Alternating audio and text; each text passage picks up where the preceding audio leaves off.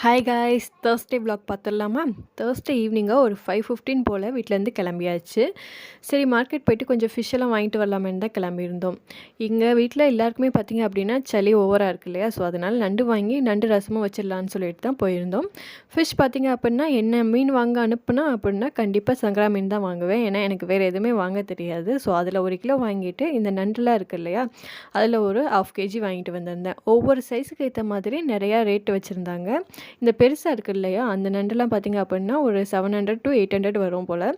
நாங்கள் இந்த மீடியம் சைஸில் இருக்க ஒரு 400 நண்டில் ஒரு 1/2 kg வாங்கிட்டு வந்தாச்சு. நாங்கள் இருக்க இந்த 10 பஸ்தி ஏரியாவில் பார்த்திங்க அப்படின்னா இங்கே நண்டு, மீன், வெஜிடபிள்ஸ், இந்த மட்டன், கல்கத்தா மட்டன்னு சொல்லுவாங்க, அது எல்லாமே பார்த்திங்க அப்படின்னா பக்கத்தில் ஒரே மார்க்கெட்டாக தான் இருக்கும். ஸோ நம்ம எது வாங்குறதா இருந்தாலும் மொத்தமாக ஒரு மார்க்கெட் போயிருந்தோன்னா போதும். பக்கத்துலேயே போய் வெஜிடபிள்ஸ் தான் வாங்கிட்டு வந்திருந்தோம். 100 கிராம் பச்சை மிளகா 40 ரூபான்னு போட்டிருந்தாங்க. ஸோ எவ்வளோ இருந்தாலும் நம்ம வாங்கி தானே ஆகணும். அதனால் அதையும் ஒரு 100 கிராம் வாங்கிட்டு வந்தாச்சு.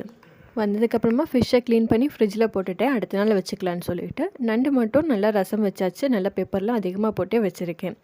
ஓகே ஃப்ரெண்ட்ஸ், எங்களோட தேர்ஸ்டே இப்படி தான் போச்சு. உங்களுக்கு தேர்ஸ்டே எப்படி போச்சுங்கிறத மறக்காமல் ஒரு லைக் பண்ணி கமெண்ட்ஸில் சொல்லுங்கள். நம்ம வீடியோஸ் பிடிச்சிருந்தா ஒரு லைக் பண்ணி சப்போர்ட்